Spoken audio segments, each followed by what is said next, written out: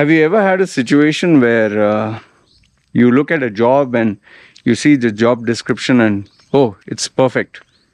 What they require matches your experience, expertise perfectly. So you send them a resume and lo and behold, they call you immediately for the interview. You go for the interview, everything is fine. First, second, third, the final interview is done. And then it's like, looks very promising. Everything is perfect. Okay? The salary matches what you want. Everything is going perfect. And then you wait for, them to call you and say, you're confirmed. But then this call never comes. And then when you follow up with them and check with them, either they don't respond or they give you a sheepish answer like, we'll get back to you, or they just ignore your call. Now, why exactly did you not get the job, you wonder? See, when I deal with people who are searching for jobs, we try to scan all the possible reasons why someone is not getting a job. And, in my previous videos, I've told you that can be a resume, can be interview skills. But in this situation, it's like you have done everything perfect. Resume is perfect, interview is perfect, the interaction is perfect, salary agreeable. But then why did you not get the job? What I realized, especially for the Middle East markets, there is one key reason why maybe the manager or the decision maker or the CEO of the company or the owner of the company, after meeting up with you, decides not to give you the job. And the reason can be summed up in just one word. And that one word is ego, or the perception of an ego. Now, what do I mean by this? See, when you go for an interview, it's very necessary to be confident. You must be confident in yourself, otherwise you can't face an interview. And facing an interview, going for an interview is a very daunting task. You don't know the person, you don't know what questions they'll ask, you have to give the answers properly. There are so many factors that come into play. So after doing all this, when finally, you have to go to meet maybe the CEO or the owner of the company, he's a big guy, you have to have confidence or you can't survive. But now, having confidence is one thing, having overconfidence is another thing. And then I think the biggest enemy of the whole lot is having a massive ego. And if you have an ego, I'll tell you that will not only prevent you from being selected, the person will say, better not to get this guy. And I'll explain why. See, like most of the countries, even UAE or the Middle East is same. But what makes it slightly different is the job insecurity. And the job insecurity is pretty high in the Middle East. Okay, and why? Because if you're an Indian and you are in India, and Indian in India, if he loses his job, he can go back home, sit down and take 1 month break and think what is next. Or if you're an American in US and whichever country you belong to, you're a citizen there. You resign from your job, you can sit 1 month at home, or you can resign from a job and go join another job, provided you've not signed any legal contract of, a non-competitive clause, or you finish your, duration. Like when you resign, 2 months, 3 months, you have to work. But in the Middle East, when you resign or when you're terminated, you have within a duration, within a specified period of time, you have to get a job or you will be asked to leave the country.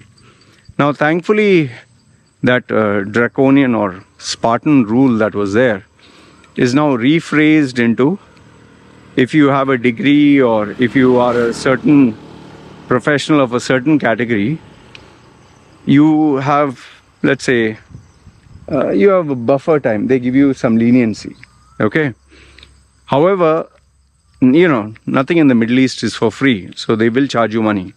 So then what happens is that stress of not only paying the money, but being unemployed, and living in the Middle East is very expensive. So nobody in the Middle East wants to lose his job. It's a very uncomfortable situation. And then if you don't have a job and you have to go back to your country, then your wife, your children, they all have to leave with you. Or if you're without a job, you have to pay for their expenses. Schooling is expensive. Taking care of children is expensive. Taking care of your spouse, your parents. So a lot of challenges. So nobody wants to lose their job. So when the manager takes the interview of the candidate, and here is a candidate who's not only supremely confident, is super smart, is dynamic, is everything what an employer would want, but he's even more. And then on top of that, he has this massive ego. The guy will be like, man, I don't think I can handle this guy. Because, see, that guy who is there in that chair, maybe he took 10 years, 20 years to reach that position. And then he'll look at you as a threat and think, if I take this guy might end up taking my job. Or even worse, he might think that, if I take him, then he'll start making drama and he'll start having arguments with me. Who wants this headache? Or if nothing else, the most harmless one is, after I take him, he will have ego clashes with me and he will not listen. And finally, he'll resign. Then the management will question me, why the hell did you take this guy? And then I don't know what answer to give. So, when making a choice, they like to make a safe bet. That is why, when there are two candidates, both are equally good, both know the job. But the guy who's humble, the guy whose, head is down and he knows that he can tame him or he's controllable, the manager or the owner will take that guy. I know what you'll say. Oh, Loy, they want slaves. Fine. Whatever term you want to use, slave or work like a donkey or put your head down like a dog or... See, end of the day, it's very simple. If you don't need the job and you have many options, keep your ego, keep your pride, keep all that up. No problem. Because you have other options. But if you don't have options, like they say, beggars can't be choosers. And if the person feels threatened by you, or he feels inundated, or he feels like in total awe of your presence, he's not going to take you, man. See, I have spent so many years with CEOs, with decision makers, studying them closely, questioning, asking them questions, their decision-making process, and so many other things. I've constantly been in touch with them. And you understand their psyche. Like, I'll give you a very simple analogy or an example. Let's say you're a business owner.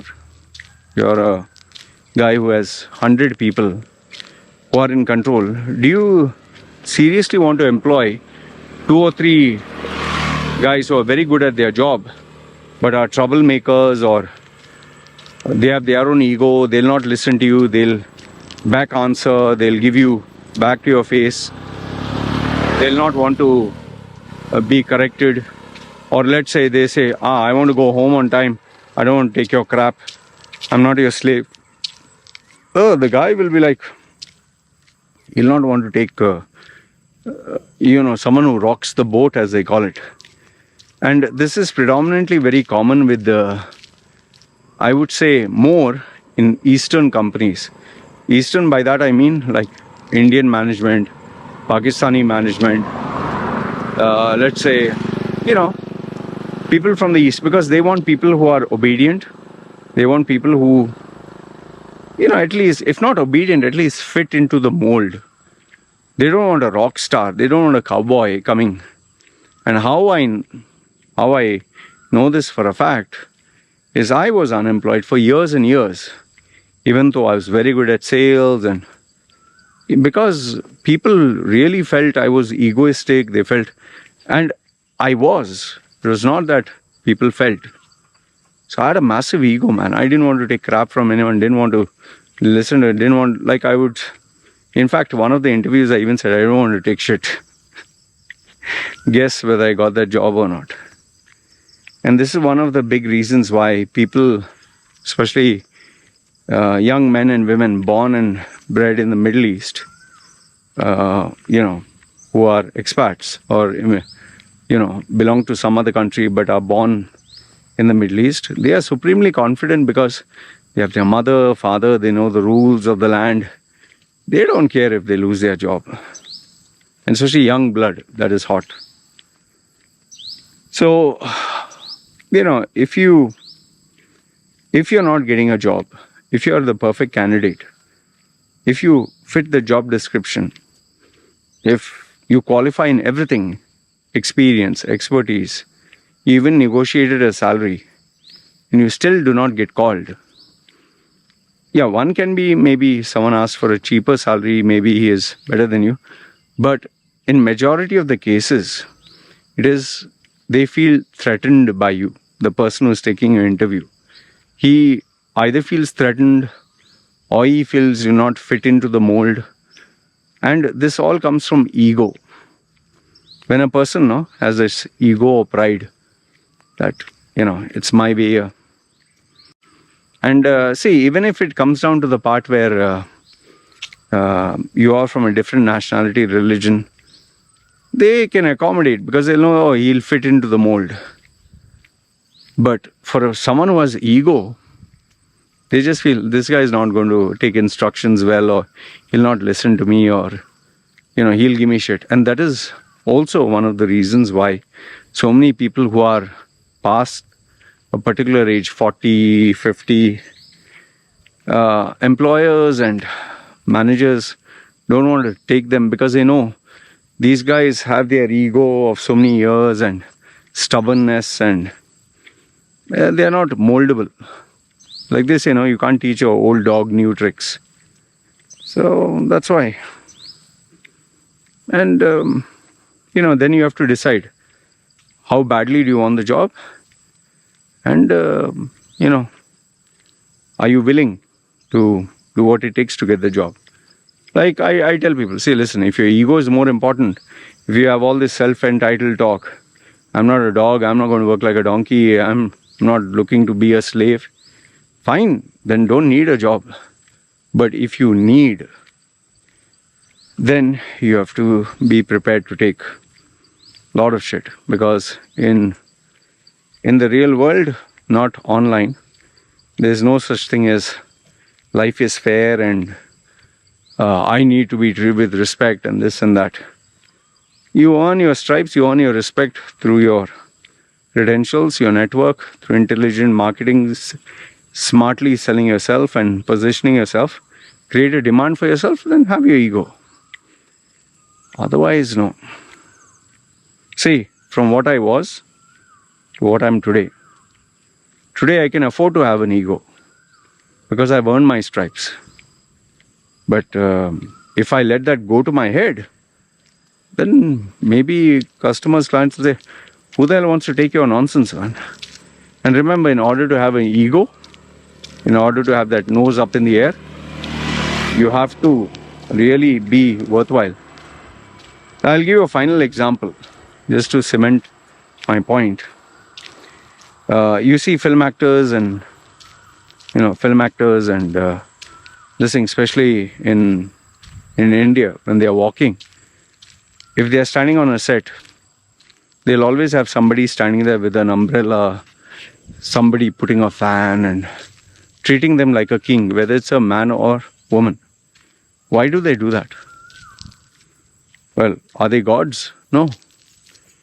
They are superstars. They bring in a lot of revenue. They're very profitable for these people. So they can demand and command. So if you're like that you are so beneficial, then fine. Keep your ego. People will take it. But if you're not that exceptional candidate, that once in a generation or whatever, then boss, put your head down.